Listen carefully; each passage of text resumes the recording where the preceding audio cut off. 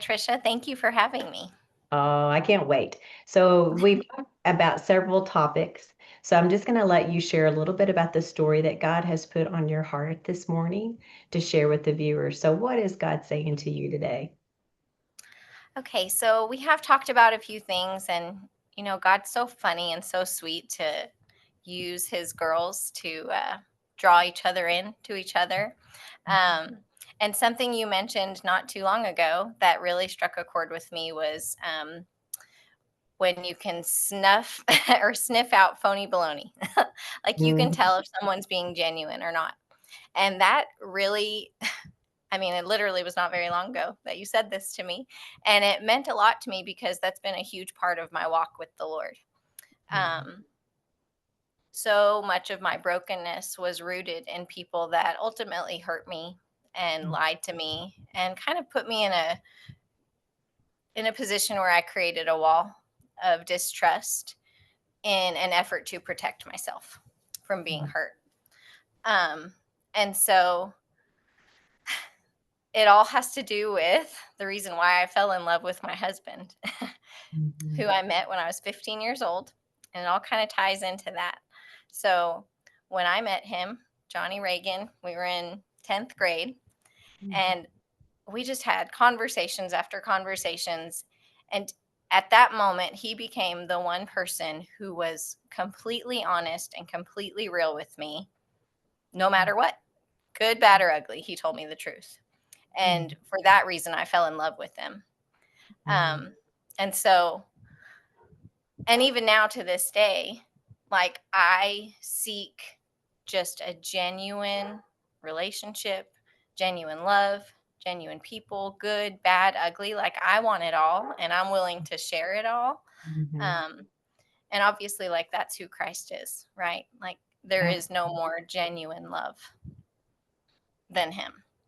Mhm. Um, So let me ask you, okay, is did the hurt come from, did the distrust in the wall come from mostly women? Because I know that with women, that's kind of been a norm, unfortunately, for us is that we lose trust in each other, and so is that where it comes from, or does it come from childhood, or so share a little bit so about how that wall started getting built. So it really started with childhood. So Mhm. my parents divorced quickly after I was born. Yeah. And obviously, they had some hurt there and didn't know how to parent, from a divorced family. They didn't know how to parent us well. They were doing the best they can, but it didn't go well. They would badmouth each other. And then eventually, my dad would make promises and then break them, you know, say he was Mhm. coming to visit and not show up. And that just became a cycle to a point where I just became, again, like I said, I created that wall to protect myself because I learned no one's going to protect me from this hurt. So I will protect myself, you know? And Right. so I did that with family members. Began doing that. And then in friendships, I kind of always struggled to keep friends. I think because I wasn't willing at that young age to let people in, to give them a Mm, chance to hurt me. right. And so I kind of always kept everybody at a distance. So at that point, it was mostly rooted probably in just having an absent father. That's really good. I love that you said that some of the reasons why you didn't have deep friendships is because you just wouldn't let them in. And I think Mhm. that happens to so many people, and they don't even have a name for it, but you kind of put a Right. name on it. You said, "Hey, I built this wall. I'm the reason why I didn't have a deep relationship." And there's not very many people that would actually say that. Mm. That will actually be able to identify it. So you were able to identify it, which is really huge. So what Yeah. really changed in your life that made the wall start crumbling down? So, like I said, I fell in love with Johnny. He was Mhm. honest with me. He was real with me. He kept his promises. He loved me really well. As young teenagers, we had both kind of come from some brokenness and we set ground rules really quickly. And I say we, it was really him. Mhm. Like we decided we weren't going to lie to each other. We weren't going to scream at each other. We weren't going to cuss or talk badly about each other. I mean, we Mm, were 16 when we decided that. Um, and so he just like created this love for me, and he started protecting me from what mhm, could have ruined us at a young age. And so I just was like, I'm all in for this guy, like he uh-huh, loves me in a way that I've never been loved before. Were we walking with the Lord? No, because mhm, we didn't. I knew of Christ. I was raised Catholic. We went, on the holidays. Um, but that was pretty much it. Like I knew, but I did not know the relationship that Christ offered. And so then I'm in love with Johnny. We go to college, and then that yearning, because even though he loved me well, he can never truly satisfy me because he's a man, right? So mhm, that yearning for something deeper began. mhm, Um, and then I started to, dabble in going to church on my own in college. But I loved Johnny so much, I didn't want to do it without him. And right. so that became some tension between us. Um, and so we just went on, and I kind of had that mindset that I think a lot of women do, like, okay, well, once we get married, we can do it. Once we have kids, then that'll become a priority. You just kind of, I don't know, you just kind of make this excuse like that'll be something later. What we're doing right now is fine. And Mm, I didn't want to lose him either because he loved me well, you know, mhm, but I knew that something wasn't right either. right. So, um, long story short, I chose a career in college, ended up at an architecture firm with people who loved the Lord. And it was one day, I had had two kids at that point, and I kind of felt like, is this it? Is this all my life is going to be? I'm going to be a mom at a job that I don't really love, with a husband who, this is it. Is this all it is? And I kind of felt like my life was over, you know? Mhm, and and I knew there was something more. I just didn't know what it was. And my sweet friend pulled me into the closet, and she was like, "There is so much more for you." And she and another man at church, or at the office, they just began to reveal to me what a relationship with Christ was, and who He was, and the enemy who was coming after my soul. Um, and then I realized, you know what? I can't fix Johnny. I can't make him fall in love with Jesus. I can't make him lead me or our family, but I can pursue Christ, and I can trust that he's going to do something amazing. absolutely. Yeah. Absolutely. So, wow, what a story. And I'm so thankful. And it wasn't by mistake that you ended in that place. That was a divine appointment for you to have that job and for those two people to be there that would lead you to the Lord. So how long was it before Johnny finally started attending church? I'm assuming you started attending church. So tell me a little bit about that part of the story. So we started attending Stonewater. Mhm, mhm. And he would come to appease me, or he would go golf, and I would kind of Uh-huh. do the thing, and so it was probably a year of like touch and go of going to church. Mhm, And then again, an amazing man, Duff Cunningham. Johnny worked with him at Squaw Valley Golf Course. mhm. I know Duff. Okay, we love Duff. Okay. Uh-huh. Now, Johnny had this job. We were both college graduates. He's working at Squaw Valley Golf Course, making absolutely nothing. Well, then they decided to do a flag football league. And one night on the back of the truck, Duff shared the gospel with him. And Johnny said, I'm all in. And that was it. It was like, well, that was easy. It wasn't. Obviously, God arranged all of that and orchestrated it all so beautifully and perfectly, because Duff was genuine. Duff and Mhm, he's just real, you know? And Johnny, like I said, we both had some childhood hurt, and Johnny has put up walls too. And Duff was so genuine and real that he could get through to Johnny. mhm. And so that's when Johnny accepted Christ and got baptized, and we just started serving. And, are we perfect? Obviously not. Are we growing? I think so, and it's just been so cool. And I look back, I'm sorry, but No, it's so good. that love that I craved, Mhm. I not only it didn't just the love for Johnny wasn't replaced by Christ, but it was increased. He just loved me deeper and I loved him more. And then my love for Christ just grows even more the closer we get to each other and to Christ. And so it's just so cool. And I just sometimes I think I can't believe that he loves me like he does, that Christ loves me like he does. And I'm just so thankful.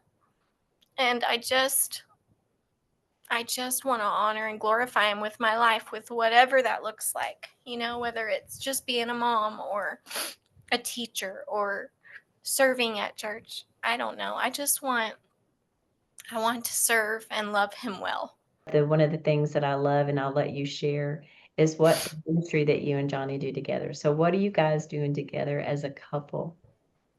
Okay, so, well, when the kids were younger, I'll go ahead and back up. It's in my bio, but I have 5 children. We have 5 children, so we've been very busy for Mhm, 18 years now. But so when they were little, we wanted to serve together on Sundays. And we kind of wanted to be with them. So we've followed them all the years, whether it was babies or the toddlers, and then grade school kids. And so we've followed them all of these years. And mhm. Johnny loves to be in the spotlight, so he's very loud. He loves to get loud. Kids love him. And so he loves to be on stage, and they just flock to him. He's just a leader. He's kind of captivating. And so we've always done that. Well, now our kids are in high school, or 3 of them are. And so we've been serving in Elevate since our oldest was in 6th grade. So that's 7 years now. Mhm. And I And really Elevate is started. what is Elevate? Oh, I'm sorry. So Elevate is our youth ministry. It's for ages 6th grade through 12th grade. And Mhm. so in a dream world for Elevate, you would have a leader step in 6th grade and walk with these kiddos all the way through 12th grade. Oh my So goodness. when Johnny joined in 6th grade, he committed to do that with our son's group.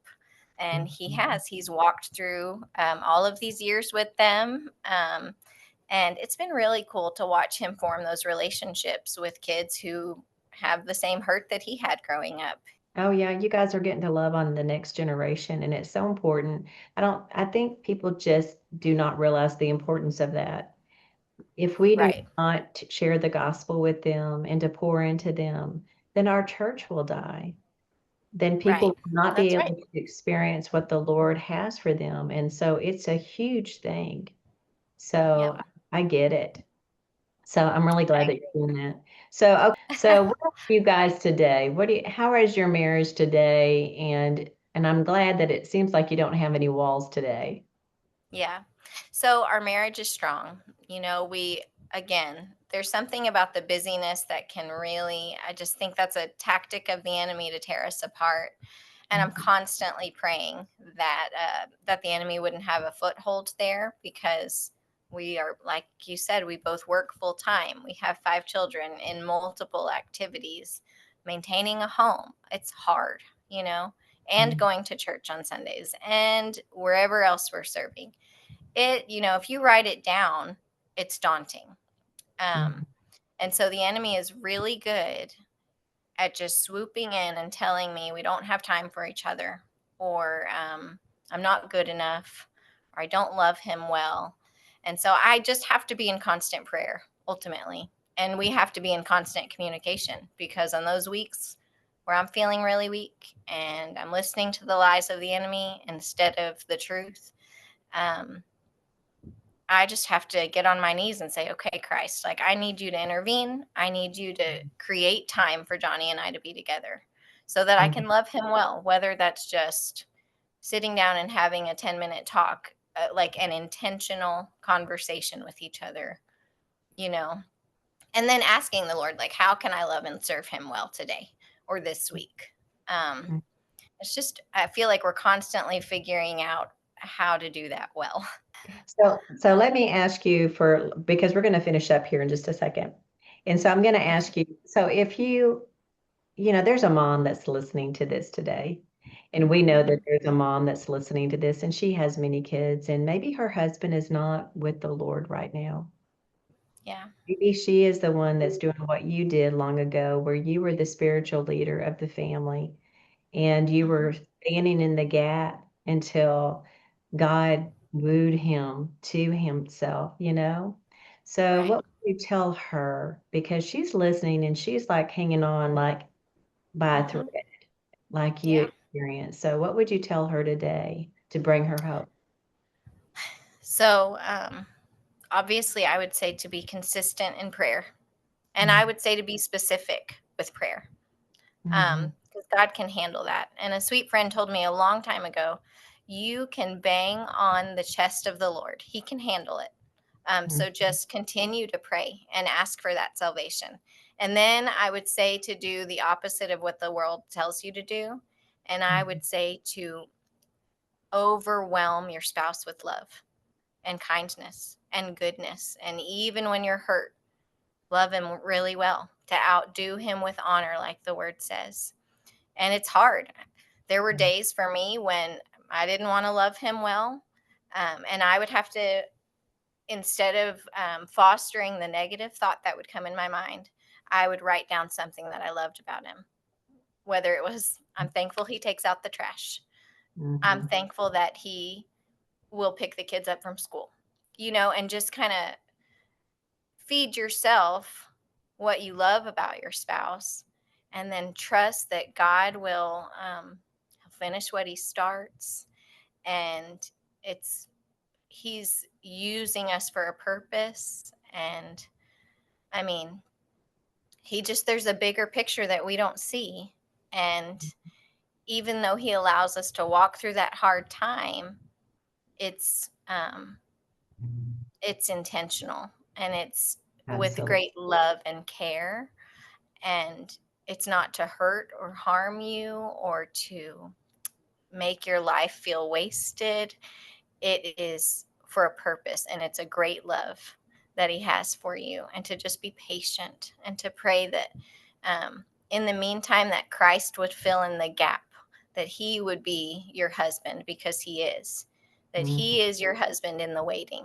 And then one day, uh, Christ can do a miracle and he can change the heart of your husband.